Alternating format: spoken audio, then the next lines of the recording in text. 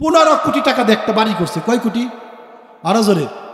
সোয়াপুরে যদি কোনো আত্মীয় স্বজন থাকে জিজ্ঞাসা করবেন, রৌহা গ্রামে 15 কোটি টাকা দিয়ে, হয়তো বলতে পারেন হুজুর 5 তলা 10 তলা করছে, না, 15 কোটি টাকা দিয়ে মাত্র 2 তলা বাড়ি করছে। কয়তলা? এটাকে বলে ডুপ্লেক্স বাড়ি। ডুপ্লেক্স বাড়ি করছে 15 কোটি টাকা দিয়ে। 15 কোটি টাকা দিয়ে। 15 কোটি। বলেন কয় কোটি? আরো জোরে। কয় কোটি? আমাকে ফোন দিছে যে হুজুর আপনার এই বাসার মিলাদ পড়াইতে হবে, এখন পর্যন্ত আমরা প্রবেশ করি নাই, আপনি মিলাদ পড়াবেন, একসাথে ঘরের ভিতরে ঢুকে আমরা সবাই একসাথে একটু খানা দানা খাবো। হ্যাঁ, সোমবার দিন ফোন দিছে যে ভাই পরের সোমবার দিন আমার বাসার মিলাদ। 1 মিনিটে ঘটনাটা শুনেন। সোমবার দিন ফোন দিছে, পরের সোমবারে বাড়ির মিলাদ। কয় কোটি টাকা দিয়ে বাড়ি করছে? 15 কোটি। 15 কোটি বাবারা। তো বৃহস্পতিবার দিন ওনার স্ত্রী আমাকে ফোন দিছে, আরিফ সাহেব, জি টুটুল সাহেব তো খুবই অসুস্থ। হাই হাই, কি হলো? খুবই অবস্থা খুবই খারাপ, ওনার অবস্থাটা, ওনার ফুসফুস নষ্ট হয়ে গেছে, আমরা সিঙ্গাপুর মাউন্ট এলিজাবেথ হাসপাতালে নিয়ে যাব শনিবার দিন। শনিবার দিন ওনাকে নিয়ে যাব।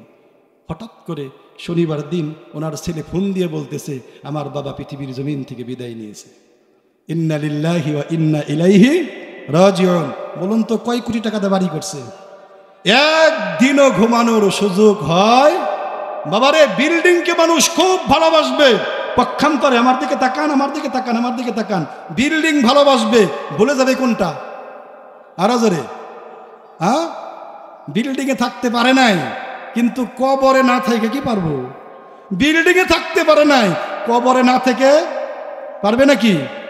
আমার এবার না ফাসাদের জামানায় চতুর্দিকে শুধু গুনাহের আওয়াজ কানে আসতেছে। প্রায় প্রত্যেকটা মানুষই জাহান্নামের দিকে দৌড়াইতেছে। দিন যত গড়াইতেছে, দিন যত গড়াইতেছে, মানুষের ঈমান, আমল, আখলাক আস্তে আস্তে নষ্ট হয়ে যাইতেছে। কালকে পেপারে, কালকের আগের দিন পেপারে দিছে, আপনারা দেখছেন, বাংলাদেশ প্রতিদিনে দিছে, আমাদের গ্রাম অঞ্চলে 1-2 বাড়ি আমরা যেটা বলি, আমার মুরগি আপনার বাড়িতে যাবে, আপনার মুরগি আমার বাড়িতে আসবে, আমার ছাগল আপনার বাড়িতে যাবে, আপনার ছাগল আমার বাড়িতে আসবে, এটাই তো স্বাভাবিক। একটা মুরগির বাচ্চা পাশের বাড়িতে গেছে, এইটা নিয়ে ঝগড়া। ঝগড়া তো ঝগড়া, এমন ঝগড়া সর্বশেষ খুনাখুনি। আপনারা দেখেছেন পেপারে, কালকের আগের দিন পেপারে দিছে।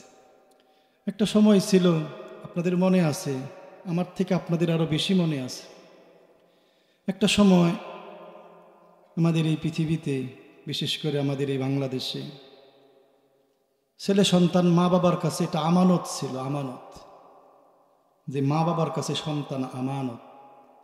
পেপার পত্রিকা খুললেই আমরা দেখতে পাই 3 বছর, 2 বছর, 5 বছরের সন্তানকে আপন বাবা মেরে ফেলে। 2 বছর, 3 বছর, 1 বছরের বাচ্চাকে মা মেরে ফেলে। তো এমন এক ক্রান্তিকাল সময় আমরা পৌঁছিয়ে গেছি। সামনে যে আরো কি দেখবেন, আরো কত কিছু দেখবেন সামনে। কারণ হাদিসটা মিলে গেছে, ইদাত তখিদাল ফাই ও দেওয়ালান আল আমানাত মাগনামান ও যাকাত মাগরমান অত উল্লিমালির গৈরিদ দিন বা আত আর রজুল ইমরাআতাহু ওয়া আক্কা উম্মাহু ওয়া আদনা সাদিকাহু ওয়া আকসা আবাহু। লম্বা হাদিস, এখানে 17টা বর্ণনা করছেন কিয়ামতের আলামত। আমি দেখেছি বাবারা, শুধুমাত্র সূর্য এখন উঠে কোন দিক থেকে, একটা সময় আসবে সূর্য উঠবে, আল্লাহ, এই কয়েকটা বড় বড় আলামত, ইয়াজুজ মাজুজ দাজ্জাল, আর বাকি 14টা কিয়ামতের আলামত আমাদের সামনে প্রকাশ পেয়েছে। পৃথিবীর শেষ সময় আল্লাহ তাআলা আমাদেরকে এখানে আসার বসার তৌফিক দিয়েছেন। বাবারা, এখন তো মাহফিল হয়ে গেছে কি জানেন, আজকে থেকে 10-15 বছর আগেও মাহফিলে এরকম দোকান বসতো না। এই কালকের আগের দিন আপনারা চিনবেন, জমিদার বাড়ি, বিশাল বড় একটা মাঠ, আল্লাহু আকবার, এত মানুষ হয়েছে। তো আমার মনে হয় এই প্যান্ডেলের থেকে 3 গুণ মানুষ হয়েছে হলো মেলায়। আমি এখন দোকান বলি, ওটা মেলা বলি, মেলা। মাহফিল নামক নাম দিয়ে এখন মেলায় পরিণত হয়ে গেছে। বাবা, মার্কেট করে এসে চীনাবাদাম চানাচুর মনে হয় জীবনে খায় নাই, এই আজকেই খাইতে হবে। তো আল্লাহ তাআলা পৃথিবীর শেষ সময় আমাদেরকে যেখানে আসার বসার তৌফিক দান করেছেন, আপনারা কি খুশি? হ্যাঁ, অন্তর থেকে বলি আলহামদুলিল্লাহ। একেবারে অন্তর থেকে বলি আলহামদুলিল্লাহ। আমি ছোট্ট একটা হাদিস শোনাবো, আপনাদের অনেক ভালো লাগবে। এই বর্তমান সময়ে এই কথাটা আমি কালকেও বলছি, আজকেও বলি, আমার ভালো লাগে এই কথাটা বলতে। এই বর্তমান সময়ে এটা হলো বিজ্ঞানীর যুগ, রকেটের যুগ, ডিজিটাল বাংলাদেশ, স্মার্ট বাংলাদেশের যুগ। এখানে বসে বসে আমেরিকাতে দেখে দেখে কথা বলা যায় কি যায় না? কি হয়ে গেছে আমাদের দেশে, আল্লাহু আকবার। তো দেখেন, আমরা এই যুগে এসে কত কিছুর পরিবর্তন, কত কিছুর পরিবর্তন দেখলাম। আমরা ঘরে বসে বসে থার্মোমিটার দিয়ে জ্বর মাপতে পারি। এখন আর কালামপুর যাওয়া লাগে না, আমরা ঘরে বসেই জ্বর মাপতে পারি। আমরা ঘরে বসে বসে জানেন ডায়াবেটিক্স মাপতে পারি। এটা আমিও মাপি, আমার আম্মা আব্বার ডায়াবেটিস ঘরে বসে বসেই মাপি। এখন আর মানিকগঞ্জ হিজলিতে যাওয়া লাগে না। আমি ঘরে বসে বসে প্রেশার মাপার যন্ত্র বাড়িতে কিনে নিছি। ঘরে বসে বসে আমি প্রেশার মাপার যন্ত্র দিয়ে মানুষের প্রেশারও মাপতে পারি। আর একটু উপরে বলি, বর্তমান সময়ে এডস মাপার যন্ত্র মানুষের ঘরে ঘরে ঢুকিয়ে ফেলছে। মানুষ ঘরে বসে বসে যন্ত্র দিয়ে এগুলা পরীক্ষা করে, মাপে। আজকে থেকে 1450 বছর আগে নবী এই কথাটা বলে গেছেন। দেখেন, জ্বর মাপার যন্ত্র বের হয়েছে, প্রেশার মাপার যন্ত্র বের হয়েছে, ডায়াবেটিক্স মাপার যন্ত্র বের হয়ে গেছে। আজকে থেকে 1450 বছর আগে রাসূল বলছেন যে তোমার ঈমান মাপারও একটা যন্ত্র আছে। সুবহানাল্লাহ। কি মাপার? তোমার ভিতরে কি ঈমান আছে না তোমার ভিতরে ঈমান নাই? তোমার ভিতরে কি ঈমান আছে না তোমার ভিতরে ঈমান নাই, এটা মাপার যন্ত্র আমার রাসূল 1450 বছর আগে বলে গেছেন। কয় হুজুর কি বলে গেছেন? হাদিসটা একটু শুনেন। ক্বালান নবী সাল্লাল্লাহু আলাইহি ওয়াসাল্লাম, ইযা সাররাতকা হাসানাতুকা ওয়া ইযা সাআতকা সাইয়্যাতুকা ফাআনতা মুমিন, ফাআনতা মুমিন, ফাআনতা মুমিন। জোরে বলেন সুবহানাল্লাহ। মাহফিলে আসতে পারলে যদি আপনার মন খুশি হয়, নামাজ পড়তে পারলে যদি আপনার মন খুশি হয়, মাহফিলের প্যান্ডেলে ভিতরে আসতে পারলে যদি আপনার মন খুশি হয়, সহযোগিতা করতে পারলে যদি আপনার মন খুশি হয়, জামাতের সাথে নামাজ আদায় করলে যদি আপনার মন খুশি হয়, দাওয়াতে তাবলীগের 3 দিনের জন্য বের হইলে যদি আপনার মন খুশি হয়, নবী বলেন বোঝা যাবে এই ব্যক্তির ভিতরে ঈমান আছে। তো এখানে আসার পরে মন খুশি হয়েছে কার কার? সরি, তার মানে আমাদের ভিতরে কি আছে বলেন? আরো জোরে বলেন, আরো জোরে বলেন। আমাদের ভিতরে কি আছে? মাশাআল্লাহ, আমাদের ভিতরে ঈমান আছে। এটা আমি নবীর হাদিস দিয়ে বুঝিয়ে দিলাম। যদি মাহফিলে আসতে পারলে যদি মন খুশি হয়ে যায়, বোঝা যাবে ভিতরে কি আছে। ওয়া ইদা সাআতকা সাইয়্যাতুকা, খারাপ কাজ হয়ে গেল, আহা আজকে আমি অসুস্থ, মাহফিলে আসতে পারলাম না, মনে বড় ব্যথা, হাই হাই মাহফিলে হলো আমি 500 টাকা দিতে পারলাম না, আমার তো পকেটে টাকা নাই, মনে বড় ব্যথা, আরে ফজরের নামাজটা হয়ে গেল, আজকে আমি জাগ্রতই হইতে পারলাম না, মনে বড় ব্যথা, হাই হাই মসজিদ থেকে 3 দিনে দাওয়াতে তাবলীগের লোকেরা 3 দিনের জন্য বের হইল, আমি বের হইতে পারলাম না। এই যে মনে দুঃখ, এই যে মনে বেদনা, বোঝা যাবে ভিতরে আপনার ঈমান আছে। সুবহানাল্লাহ। ভিতরে কি আছে? ঈমান আছে। আল্লাহ তাআলা আমাদেরকে পৃথিবীর শেষ সময়ে সামিয়ানার নিচে আসার বসার তৌফিক দান করেছেন। আমরা শুকরিয়া আদায় করি আলহামদুলিল্লাহ। আর একটু জোরে বলি আলহামদুলিল্লাহ। আমি একটু কষ্ট দিব আপনাদেরকে, কষ্ট দিব হলো যদি একটু সামনের দিকে আসতেন, মানুষ অনেক আবার আসবো, আবার ডাক দিতে হইব, একটু সামনে। আমার বাবা, মাশাআল্লাহ, আপনারা অনেক ভালো মানুষ, মাশাআল্লাহ, আপনারা অনেক ভালো মানুষ। এই যে কথা শুনলে না, অনেক ভালো লাগলো আলহামদুলিল্লাহ। একটু ঠান্ডা ঠান্ডা শীত শীত পড়বো না, বলেন আল্লাহু আকবার। এই বোঝা যায় যে ভিতরে ঈমান আছে। কথা বলতে হবে। এখন সুন্দর লাগতেছে না? বলেন সুন্দর লাগতেছে না? আমার কাছে সুন্দর লাগতেছে, আমার ভাইয়ের কাছে সুন্দর লাগতেছে, ওনার কাছে সুন্দর লাগতেছে, আপনাদের কাছে সুন্দর লাগতেছে। খোদার কসম, হাদিস দিয়ে আমি বুঝিয়ে দিব, এখানে হাজার হাজার ফেরেশতারা আছেন, ফেরেশতাদের কাছে সুন্দর লাগতেছে। খোদার কসম, আমার নবীর কাছেও এই সংবাদ পৌঁছিয়ে যাবে। মুহাম্মদুর রাসূল সাল্লাল্লাহু আলাইহি সাল্লাম সেই মদিনার থেকে আপনাদের জন্য দোয়া করবে। আমার কিছু সংখ্যক আমার উম্মতেরা সুন্নত তরিকায় বসছে, নবীও আপনাদের জন্য দোয়া করবে। এখানেই শেষ না, ফেরেশতারা খুশি, আমরা খুশি, আপনারা খুশি, সবাই যদি, নবীও যদি খুশি হয়ে থাকেন, খোদার কসম এই মুহূর্তে আল্লাহ তাআলা আমাদের উপর খুশি হয়ে গেছেন। মাশাআল্লাহ, আলহামদুলিল্লাহ। আল্লাহ তাআলা দামি একটা মজলিস আমাদেরকে বসাইছেন। এটা এত দামি মজলিস, এত দামি মজলিস, এত দামি মজলিস, হ্যাঁ, এত দামি মজলিস। এই মজলিসটার দাম এত এত এত, বুখারী শরীফের হাদিস বলে আমি সামনে আলোচনা করবো ইনশাল্লাহ। নবী বলেন এই মজলিসটার দাম অনেক। এটা চেয়ারম্যান সাহেবের দরবার নয়, এটা এমপি সাহেবের দরবার নয়, এটা প্রধানমন্ত্রীর দরবার নয়, এটা ট্রাম্পের দরবার না। এমন একটা দরবারে তোমরা বসছ, কোরআন হাদিসের মজলিসে বসছ, সুসংবাদ গ্রহণ করো, এই মজলিস থেকে তোমরা ওঠো, আল্লাহ তাআলা তোমাদের জীবনের সমস্ত গুনাহ মাফ করে দিয়েছে। হাদিস, কুমু মাগফুরান লাকুম, কুমু মাগফুরান লাকুম, কুমু মাগফুরান লাকুম। আরেকটু কথা আছে, শুধু গুনাহ মাফ হয় না, ইল্লা মান তাবা ওয়া আমানা ওয়া আমিলা আমালান সালিহা ফাউলাইকা ইউবাদদিলুল্লাহু সাইয়্যাতিহিম হাসানাত। সুবহানাল্লাহ বলেন। শুধু গুনাহ মাফ হয় না, আমলনামায় 1,00,000 গুনাহ ছিল, 1,00,000 আমলনামায় মনে করেন গুনাহ ছিল। তওবা করবেন, আজকে এখানে তওবা করবেন, প্রধান বক্তার সাথে তওবা করবেন। আল্লাহ তাআলা বলতেছেন যদি ইল্লা মান তাবা, তওবা যদি করতে পারো, 19 নম্বর পারার 5 নম্বর পৃষ্ঠার ভিতরে আছে, খাঁটি দিলে যদি তওবা করতে পারো, 1 কোটি নেকি যদি, 1 কোটি গুনাহ যদি আমলনামায় থাকে, আল্লাহ তাআলা ওই 1 কোটি গুনাহকে পরিবর্তন করে দিয়ে 1 কোটি নেকি আল্লাহ তাআলা আমলনামায় জমা করে দিবেন। এত দামি মজলিসে আল্লাহ আমাদেরকে বসাইছেন, হ্যাঁ, খুশি না বেজার? আমি আবার কেন এরকম করি তা জানেননি, হ্যাঁ, এরকম কেন করি তা বুঝেননি? ঘুম আসে এই জন্য।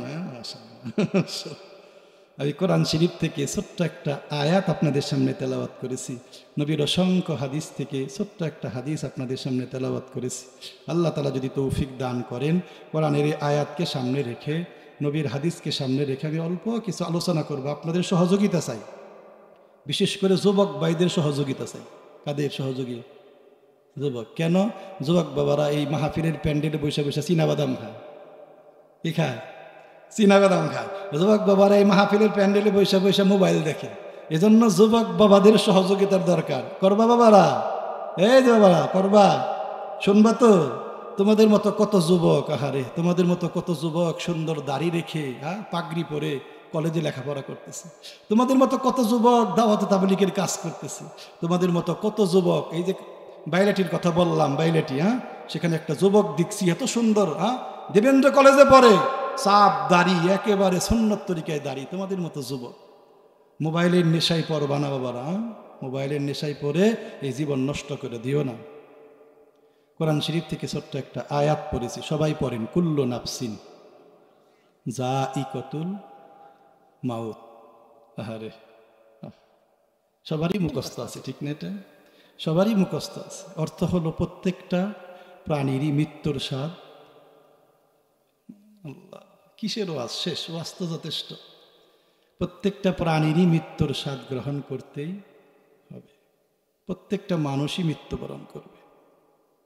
আমাদের নবী মুহাম্মদুর রাসূল সাল্লাল্লাহু আলাইহি ওয়াসাল্লাম পৃথিবীর জমিন থেকে বিদায় নিয়েছেন। আমাদের নবী, হ্যাঁ, আমাদের নবী কত বছর বয়সে? আমরা একটু হাদিসের দিকে তাকাই। কত বছর বয়সে আমার নবী পৃথিবীর জমিন থেকে বিদায় নিয়েছেন? 163। হ্যাঁ, শুধু 63, আমারই ভুল হয়েছে। কত? শুধু 163 না, তাহলে শুধু 63। শুধু 63 বছর বয়সে আমাদের নবী পৃথিবীর জমিন থেকে। কবি কি বলে জানেন? লাউ কানা মুখাল্লাদান মা মাতা মুহাম্মদ। এই দুনিয়ার মানুষ শোনো, আল্লাহর পরে যদি পৃথিবীর জমিনে কেউ থাকতো, আল্লাহর পরে যদি চিরস্থায়ী চিরঞ্জীব আল্লাহর পরে যদি কেউ থাকতো, সে হতো মুহাম্মদ। এই কথা বলে নাই সে হতো ইব্রাহিম, সে হতো মুসা, সে হতো ঈসা, এ কথা বলে নাই। সে হতো সুলাইমান, সে হতো প্রথম আদম। না, আল্লাহর পরে যদি কেউ চিরস্থায়ী থাকতো, সে হতো মুহাম্মদ। লাউ কানা মুখাল্লাদান মা মাতা মুহাম্মদ। মুহাম্মদের যেহেতু মৃত্যু হয়েছে, আমি আর আপনিও থাকবো? অসম্ভব বাবারা, অসম্ভব। থাকতে থাকতে পারবেন না আপনি, যতই চেষ্টা করেন পারবেন না আপনি, থাকতে পারবেন না আপনি। আমাদের নবী পৃথিবীর জমিন থেকে বিদায় নিছেন 63 বছর বয়সে। আমাদের নবীর মৃত্যুর পরে আপনারা জানেন সিংহাসনে বসছেন, আপনারা জানেন। এরপরে আমি একটু আপনাদের মগজ ধোলাই করতেছি, আল্লাহ যেন আমার ভিতরে কলবের ভিতরে ধাক্কা লাগায়, আল্লাহ যেন আমাকে আমল করার তৌফিক দেন, আল্লাহ যেন আমাকে প্রথমে আমল করার তৌফিক দেন। আমার নবীর মৃত্যুর পরে আবু বকর সিংহাসনে বসছেন, উনি রাষ্ট্র পরিচালনা করছেন 2 বছর। উনিও পৃথিবীর জমিন থেকে বিদায় নিয়েছেন 63 বছর বয়স। কত বছর? বন্ধুর মতো। আবু বকর তো বন্ধু, আবু বকর তো নবীর বন্ধু, বন্ধুর মতোই মাত্র 63, 163 না, 263 না, শুধু 63। আবু বকরও পৃথিবীর জমিন থেকে বন্ধুর মতোই বিদায় নিল। আপনারা জানেন নবীর রওজা যারা জিয়ারত করেছেন, এই যে নবীর কবর, নবীর কবরের পাশে আবু বকর সিদ্দিক রাদিয়াল্লাহু তাআলা আনহুর কবর। আবু বকরের মৃত্যুর পরে সিংহাসনে বসছেন ওমরে ফারুক রাদিয়াল্লাহু তাআলা আনহু। উনি 10 বছর রাষ্ট্র পরিচালনা করছেন। কয় বছর? উনিও পৃথিবীর জমিন থেকে বিদায় নিছেন। ইতিহাস সাক্ষী, হাদিস সাক্ষী, আপনারা পড়বেন, ইতিহাস পড়বেন। উনিও পৃথিবীর জমিন থেকে বিদায় নিয়েছেন মাত্র 63। কত? কি বলেন হুজুর? এই 3 বন্ধু একই নায়ের মাঝি, হ্যাঁ, একই সিলসিলা, একই ধারায়। মোহাম্মদও 63, আবু বকরও 63, উমরও 63। একটু খেয়াল করেন বাবারা, ওসমানের কথা বললাম না, এই একটু বেশি বাস। আলী রাদিয়াল্লাহু তাআলা আনহু সিংহাসনে বসছেন, 4 বছর রাষ্ট্র পরিচালনা করলেন। উনিও পৃথিবীর জমিন থেকে বিদায় নিলেন মাত্র 63। কত? কি বলেন হুজুর? আরো কি কেউ আছে? হ্যাঁ, আরো আছে। আয়েশা সিদ্দিকা রাদিয়াল্লাহু তাআলা আনহা, নবী যাকে 6 বছর বয়সে বিয়ে করছেন, আয়েশা সিদ্দিকা রাদিয়াল্লাহু তাআলা আনহা মুহাদ্দিসা ছিলেন।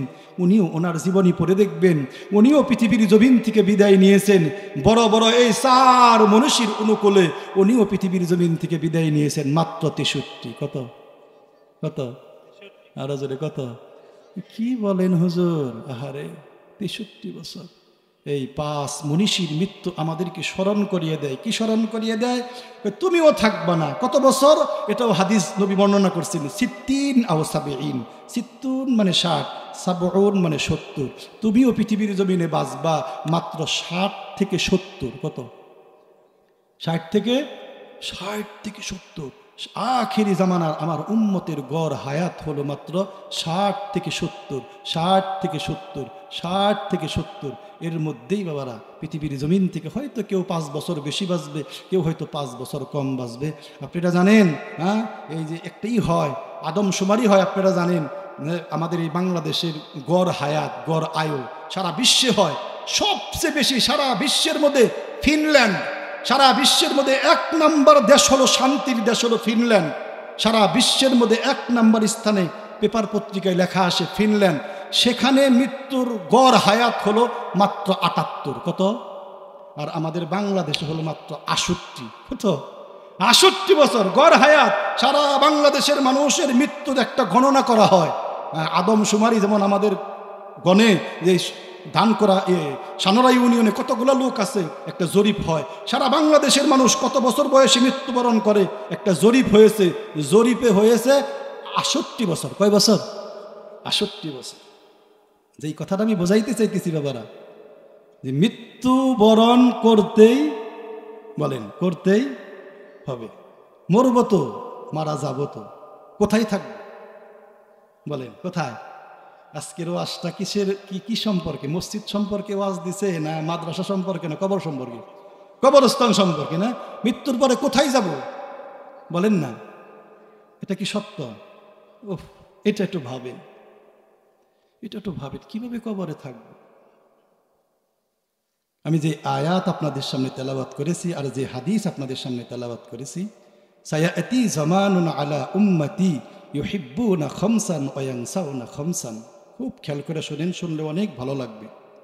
আল্লাহর নবী জনাবে মুহাম্মদুর রাসূল সাল্লাল্লাহু আলাইহি ওয়াসাল্লাম বলেন, সাহাবারা তোমরা শোনো, পৃথিবীর মধ্যে এমন এমন কিছু লোক পৃথিবীর মধ্যে আসবে, আখিরি জামানার আমার কিছু উম্মত আসবে।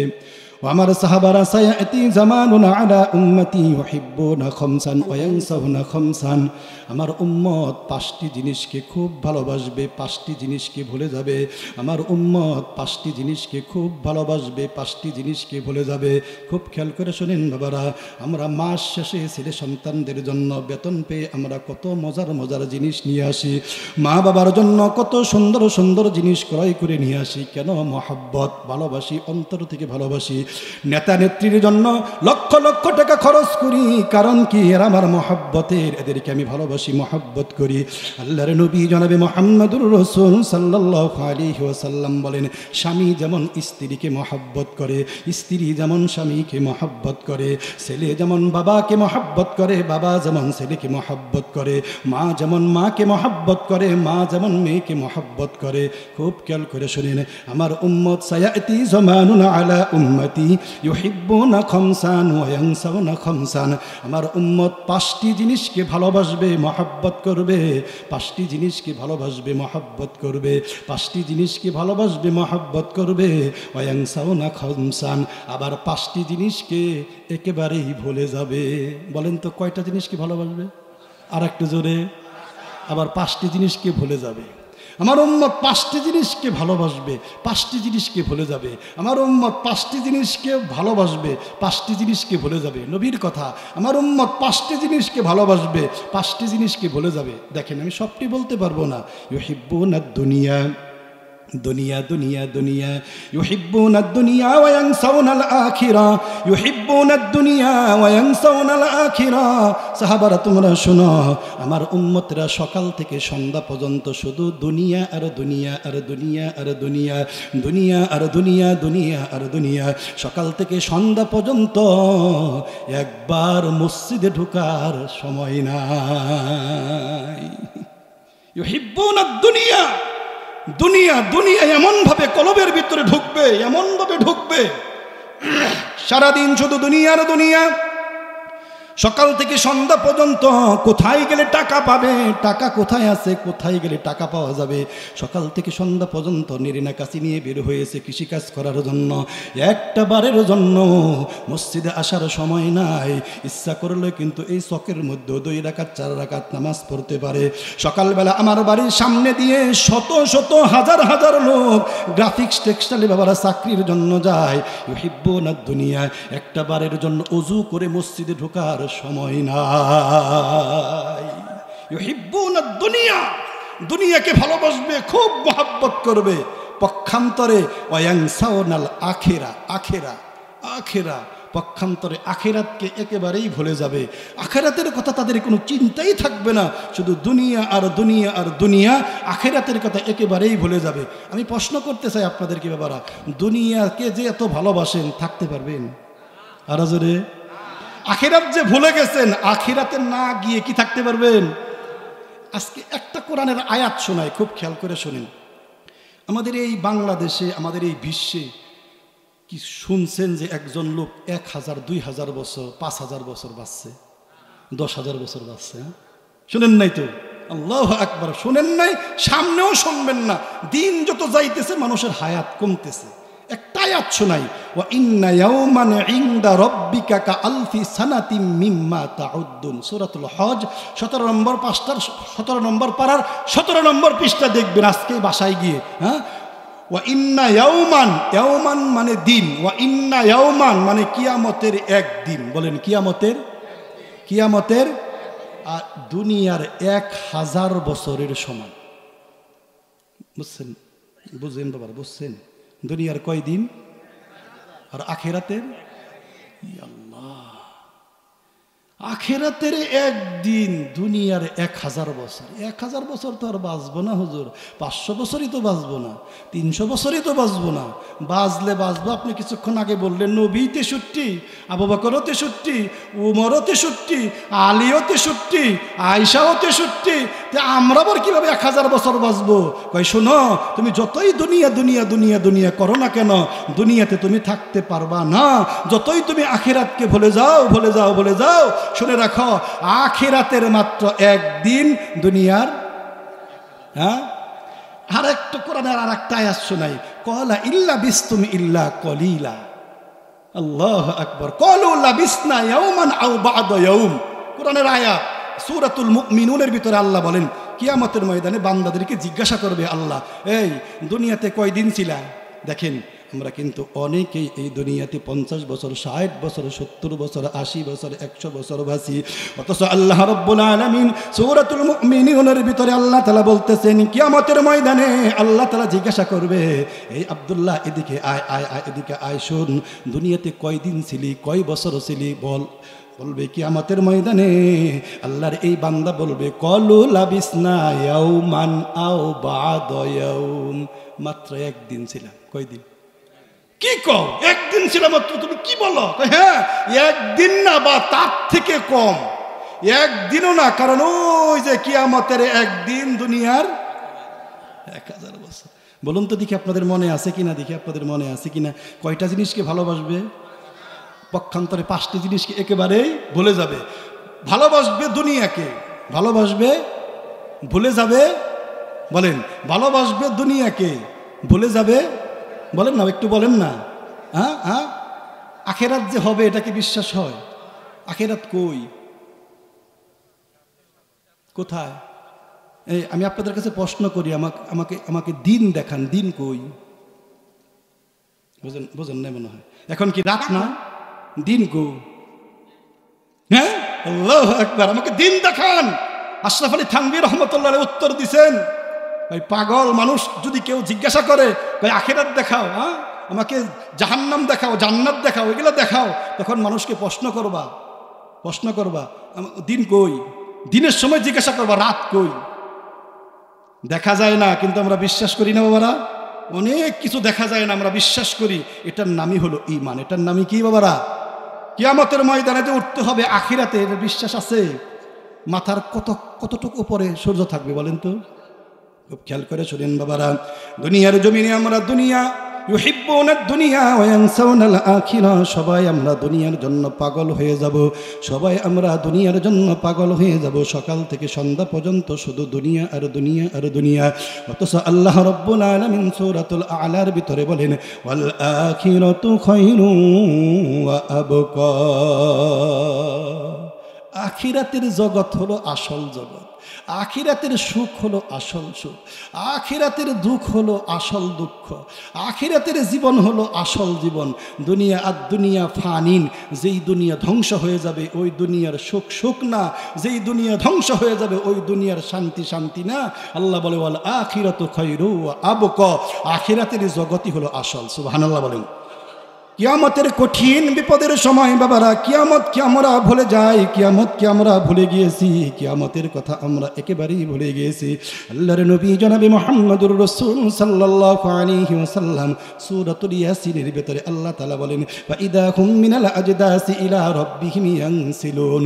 রাসূল বলেন, দেখেন এই আয়াতের দিকে লক্ষ্য রেখে রাসূল বলতেছেন কিয়ামতের ময়দানে মানুষ কাফনের কাপড় ঝাড়তে ঝাড়তে, কবর থেকে কাফনের কাপড় ঝাড়তে ঝাড়তে ইলা রাব্বিহিম ইয়ানসিলুন, প্রভুর দিকে দৌড়াইতে থাকবে, সবাই প্রভুর দিকে দৌড়াইতে থাকবে। খুব খেয়াল করে শুনেন বাবারা, দুনিয়াতে তো আপনি কোটি কোটি কোটি টাকার মালিক ছিলেন, কবর থেকে উঠবেন একটা টাকাও আপনার সাথে থাকবে না। দুনিয়ার জমিনে তো আপনি অনেক ক্ষমতাধর ব্যক্তি ছিলেন বাবারা, কবর থেকে ওঠার পরে আপনার কোনো ক্ষমতা থাকবে না। ও আমার মা বোনেরা খুব খেয়াল করে শুনেন, দুনিয়ার জমিনে তো আপনি 50 ভরি 100 ভরি স্বর্ণের মালিক ছিলেন, কিয়ামতের ময়দানে কবর থেকে আপনার উঠতে হবে, গলার মধ্যে কোনো স্বর্ণের চেন থাকবে না, হাতের মধ্যে কোনো রুড়ি থাকবে না, কানের মধ্যে কোনো দুল থাকবে না, নাকের মধ্যে কোনো ফুল থাকবে না। সকলের মুখ থেকে একটা কথাই বের হবে, ইয়া নাফসি ইয়া নাফসি ইয়া নাফসি ইয়া নাফসি ইয়া নাফসি। কোথায় থাকবে ছেলে, কোথায় থাকবে মেয়ে, কোথায় থাকবে বাবা, কোথায় থাকবে মা, কোথায় থাকবে স্বামী, কোথায় থাকবে স্ত্রী, কোথায় থাকবে নেতা, কোথায় থাকবে নেত্রী। সকলের মুখ থেকে একটা কথাই বের হবে, ইয়া বলেন ইয়া। খুব খেয়াল করে শোনেন, কিয়ামতের কঠিন বিপদের সময় মাথার আধা হাত উপরে ও সূর্য থাকবে, মাথার আধা হাত উপরে সূর্য থাকবে, মাথার আধা হাত উপরে সূর্য থাকবে। মানুষের মাথার মগজগুলো গলে গলে সমুদ্র হয়ে যাবে। ডানে মানুষ, বামে মানুষ, সামনে মানুষ, পিছনে মানুষ, জায়গা পাবেন মাত্র আধা হাত।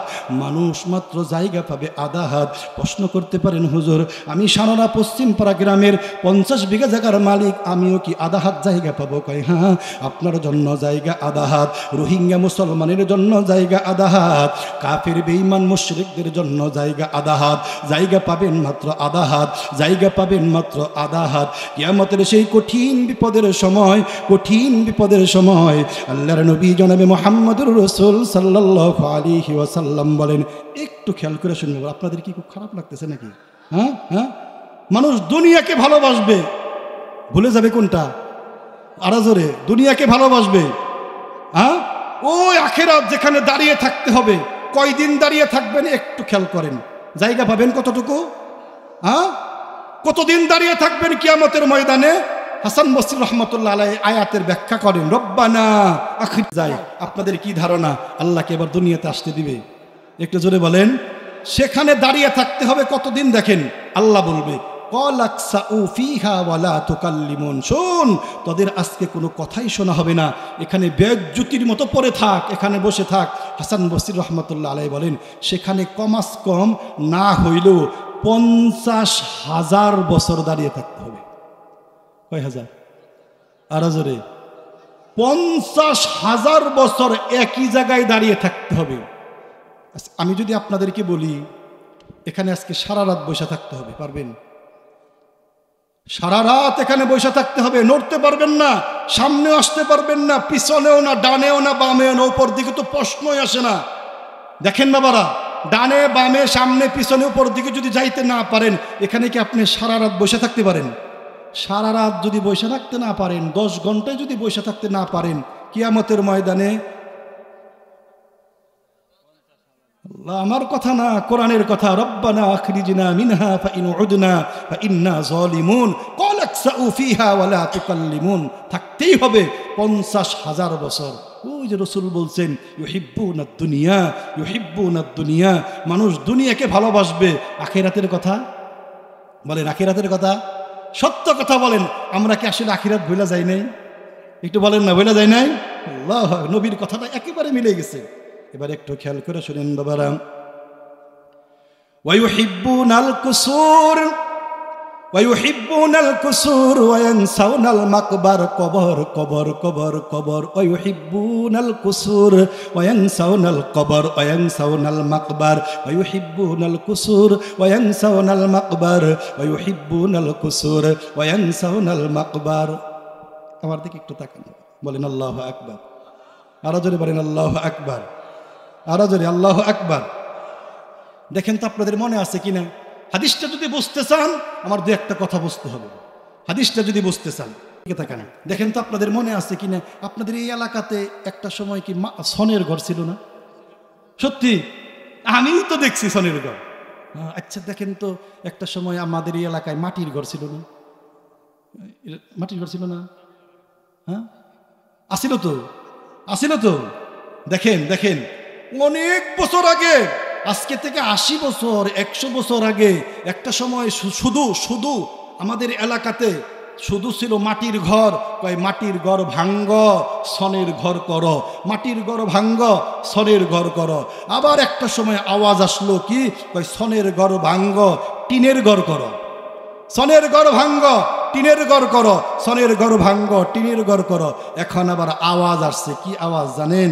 কয় গোয়াল ঘর যে করবা, এরপরে গোয়াল ঘর করো, টিনের ঘর ভাঙ্গ, বিল্ডিং করো। কথাটা কি ঠিক? সত্যি। আমাদের এই এলাকায় যদি এখন যারা বিল্ডিং দেয়, যাদের একটু টাকা আছে, তারা কি সনের ঘর দেয় না মাটির ঘর দেয় না টিনের ঘর দেয়? জোরে বলেন না। আমাদের সতীপাড়া ইউনিয়নে 140টা খোলা। কয়টা খোলা? এরপরেও ইট খোলাতে কি পাওয়া যায় না? ইট পাওয়া কেন বাবারা জানেন? ওই যে নবীর হাদিসটা একটু খেয়াল করে শুনেন, ওয়ায়ুহিব্বুনাল কুসুর কুসুর মানে বিল্ডিং, কুসুর মানে বিল্ডিং, কুসুর মানে দালান, কুসুর মানে বিল্ডিং। ওয়া ইউহিব্বুনাল কুসুর ওয়া ইয়ানসাউনাল মাকবার, ওয়া ইউহিব্বুনাল কুসুর ওয়া ইয়ানসাউনাল মাকবার। রাসূল এই কথা বলে নাই মানুষ টিনের ঘরকে ভালোবাসবে, রাসূল এই কথা বলে নাই মানুষ ছনের ঘরকে ভালোবাসবে, রাসূল এই কথা বলে নাই মানুষ মাটির ঘরকে ভালোবাসবে। আজকে থেকে 1450 বছর আগে রাসূল বলে গেছেন, সাহাবারা তোমরা শোনো, মানুষ ইটের ঘরকে ভালোবাসবে, ইটের বিল্ডিং, ইটের ঘর, ইটের ঘরকে ভালোবাসবে। এই জন্য আল্লাহর নবী জনাবে মুহাম্মদুর রাসূল সাল্লাল্লাহু আলাইহি ওয়াসাল্লাম বলেন, বিল্ডিং করাকে মানুষ ভালোবাসবে, পক্ষান্তরে কবরের কথা মানুষ ভুলে যাবে। কিসের কথা বলে যাবে? হ্যাঁ বলেন, কিসের কথা বলে যাবে? তুমি যেই বিল্ডিং করলা, 1 কোটি টাকা দিয়ে তুমি বিল্ডিং করলা, 2 কোটি 5 কোটি টাকা দিয়ে তুমি বিল্ডিং করলা, খোদার কসম এই বিল্ডিংয়ে তুমি থাকতে পারবা না, পারবা না, পারবা না। একদিন না একদিন না একদিন না একদিন তোমার কবরস্থানে আসতেই হবে, একদিন না একদিন না একদিন তোমার কবরের মধ্যে আসতেই হবে। অথচ রাসূল বলেন বিল্ডিং করাকে খুব ভালোবাসবে, পক্ষান্তরে যেখানে থাকবে, কোন জায়গায় থাকবে, কবরে থাকবে, কয়দিন থাকবে, কতদিন থাকবে। এই হাদিসটা আমার মুখ থেকে শুনে যান বাবারা। পৃথিবীর জমিনে আর কোনো মানুষ নাই, আর কোনো মানুষ নাই। সর্বশেষ যেই ব্যক্তির মৃত্যু, এই ব্যক্তির জন্য কবরের মধ্যে কমাস কম 10,000 বছর কবরে থাকতে হবে। কয় হাজার? আর হাজার? কয় হাজার? আপনি বিল্ডিং দিবেন, কয় বছরের গ্যারান্টি? হ্যাঁ বাবারা, এখন বর্তমানে দেয় 100 বছরের গ্যারান্টি, 120 বছরের গ্যারান্টি।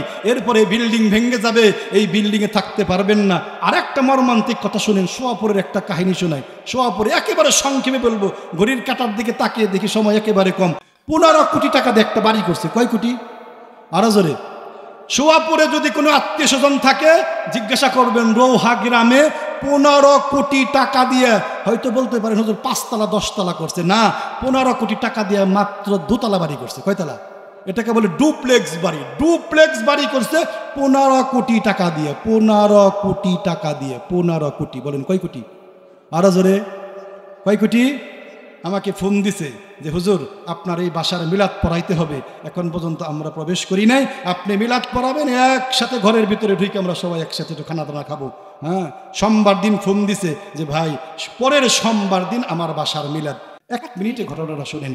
সোমবার দিন ফোন দিছে, পরের সোমবারে বাড়ির মিলাদ। কয় কোটি টাকা দিয়ে বাড়ি করছে? 15 কোটি। 15 কোটি বাবারা। তো বৃহস্পতিবার দিন ওনার স্ত্রী আমাকে ফোন দিছে, আরিফ সাহেব, জি টুটুল সাহেব তো খুবই অসুস্থ। হাই হাই, কি হলো?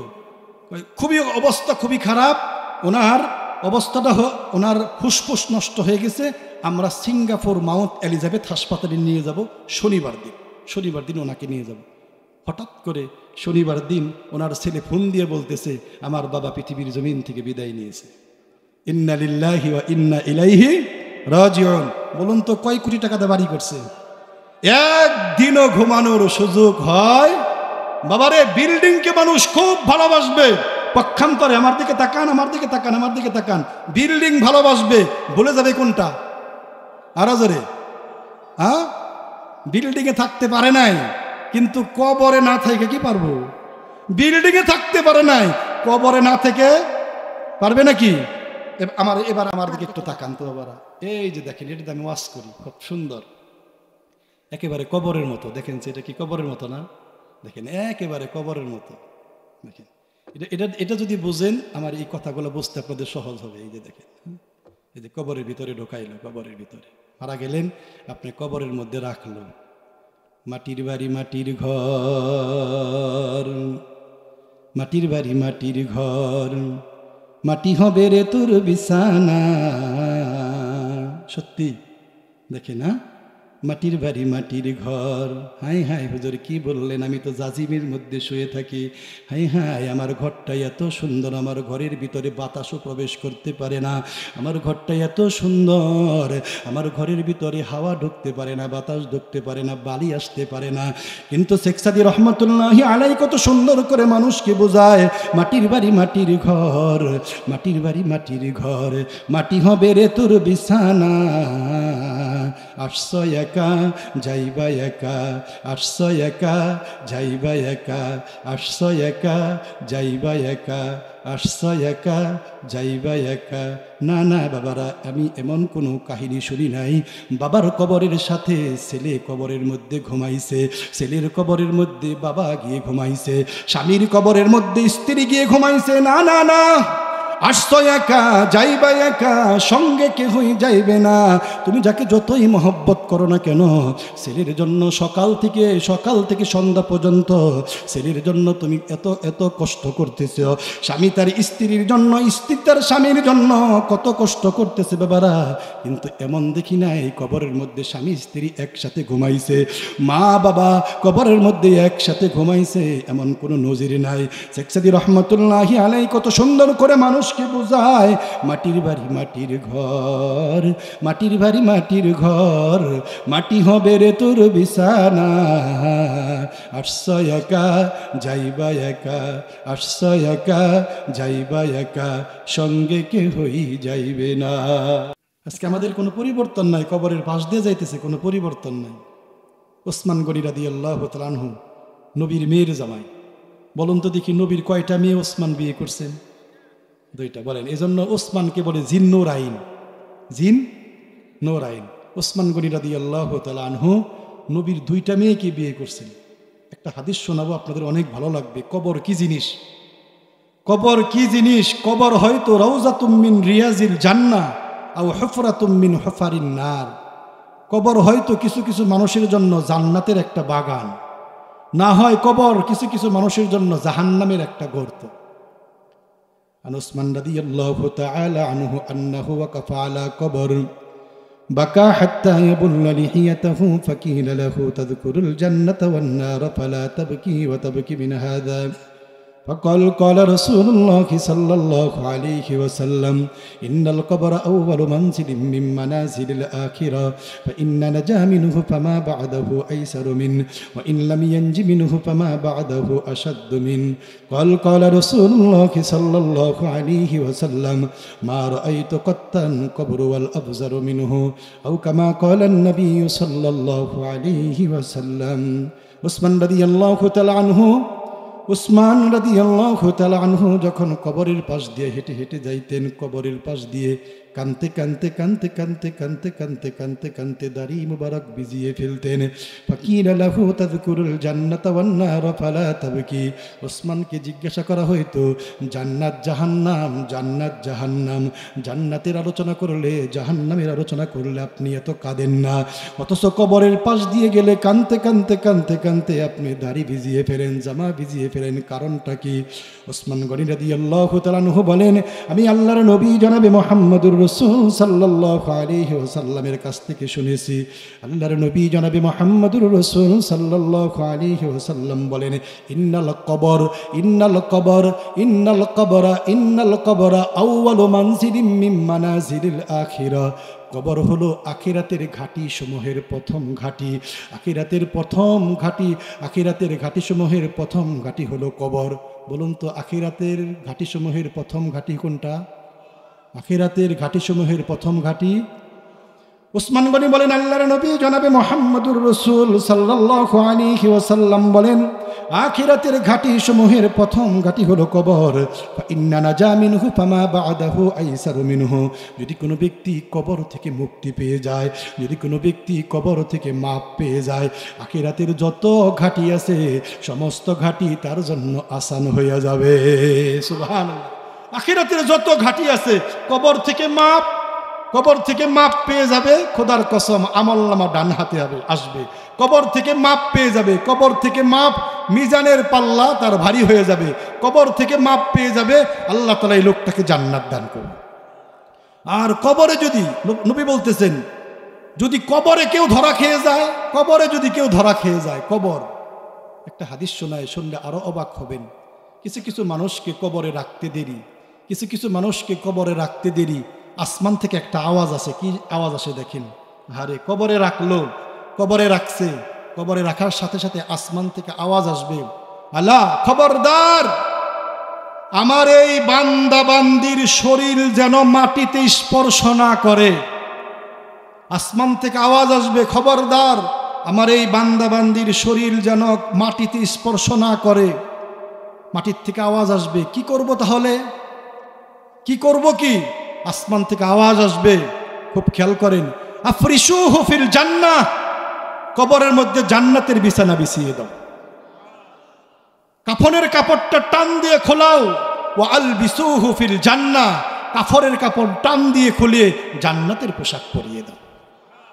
এটা হলো কবর। পক্ষান্তরে কিছু কিছু লোককে কবর দেখেন কত ভয়ঙ্কর একটা জায়গা, কত ভয়ঙ্কর। কিছু কিছু লোককে কবরে রাখতে দেরি, আসমান থেকে আওয়াজ আসবে, খবরদার আমার এই বান্দা বান্দির শরীর যেন মাটিতে স্পর্শ না করে। কি করব, কি করব? আফরিশুহু ফিন্নার। দুনিয়াতে খুব খারাপ ছিল, দুনিয়ার জমিনে অনেক খারাপ ছিল। জাহান্নামীর বিছানা কবরের মধ্যে বিছিয়ে দাও, কাফনের কাপড় টান দিয়ে খোলাও, ওয়া আলবিসুহু ফিন্নার, জাহান্নামী পোশাক তার কবরের মধ্যে জাহান্নামী পোশাক পরিয়ে দাও। নাউজুবিল্লাহ। এই হাদিস দ্বারা আমরা বুঝতে পারলাম কবর, আল কবরু রাউযাতুম মিন রিয়াজিল জান্নাহ আও হুফরাতুম মিন হুফারিন নার। কিছু কিছু মানুষের জন্য কবরটা হলো কি জানেন, জান্নাতের একটা টুকরা। কিছু কিছু মানুষের জন্য কবরটা জাহান্নামের একটা কি। আপনাদের মনে আছে কয়টা জিনিসকে ভালোবাসবে? পক্ষান্তরে 5টা জিনিসকে একেবারে। বিল্ডিং করাকে ভালোবাসবে, কি ভুলে যাবে বলেন? কবর, কবরের কথা। সেই কবরে কি আমরা শান্তি চাই না? চাই না? কি করলে শান্তি পাবেন কবরে? কি কাজ করলে কবরে শান্তি পাবেন? একটা হাদিস শোনাই, ইত্তাকু, বলেন ইত্তাকু আন্নার। নার মানে কি? আগুন। নার মানে কি? ইত্তাকু আন্নার, জাহান্নামের আগুন থেকে বাঁচবা, কবরের আযাব থেকে বাঁচবা। শোনো, নবী বলতেছে ইত্তাকু, ইত্তাকু। নবী আমাদের অভিভাবক, নবী আমাদের নেতা। দেখেন আমরা পৃথিবীর জমিনের নেতার কথা শুনি, কিন্তু আমাদের নেতার কথা আমরা শুনি না। পৃথিবীর জমিনের নেতা নেত্রীর কথা শুনি, কিন্তু আমাদের যিনি নেতা মুহাম্মদুর রাসূল, এর কথা আমরা শুনি না। দেখেন নবী কি বলছে, ইত্তাকু, বাসো বাসো আন্নার, আগুন থেকে বাসো। ধাধা করে আসতেছে চিরন্তন সত্য, ধাধা করে আগুন আমাদের দিকে এগিয়ে আসতেছে, সে জাহান্নামের আগুন থেকে বাঁচো। দেখেন বাবারা, মুরগির বাচ্চা, হ্যাঁ, সিল যখন আকাশে উড়ে, মুরগির বাচ্চা একটা শব্দ দেয়, কিন্তু শব্দ দেয়, আয় আয় আয়, আমার পাখার নিচে আয়, আমার পাখার নিচে আসবি তো বাঁচবি, আমার পাখার নিচে আসবি না তোদেরকে চিলে খেয়ে ফেলবে, মারা যাবি, মরে যাবি। নবী বলতেছে আয় আয় আয়, ইত্তাকু, বাস, জাহান্নামের আগুন থেকে বাস।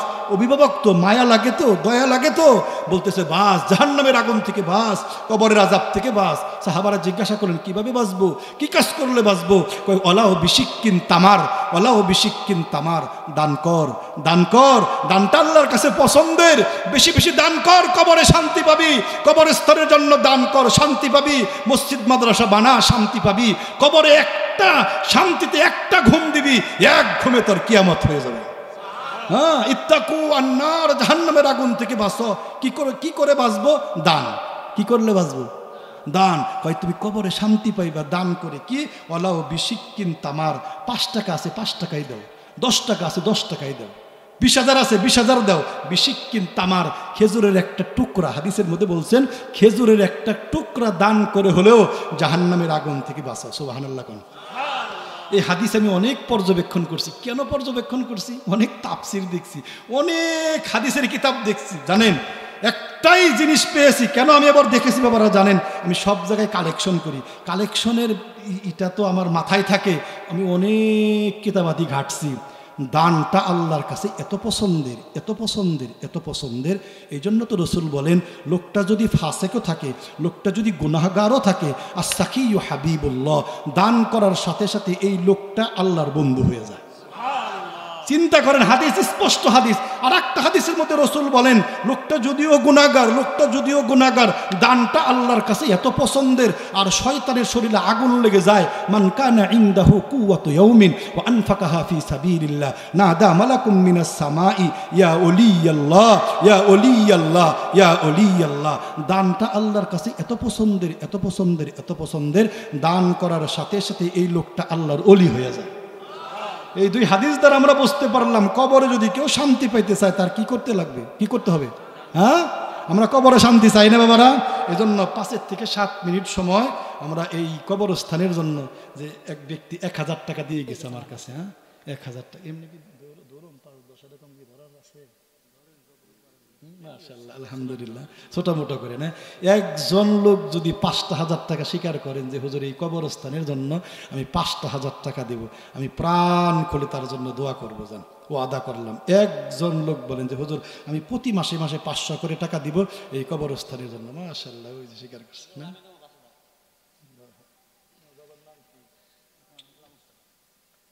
আপনারা কি খুশি হয়েছেন? হ্যাঁ, খুশি হয়েছেন? আপনাদের কি ধারণা, হ্যাঁ আমরা যদি খুশি হই ফেরেশতারাও খুশি হয়েছে, হয় নাই? ফেরেশতারা যেহেতু, হ্যাঁ 50,000 না,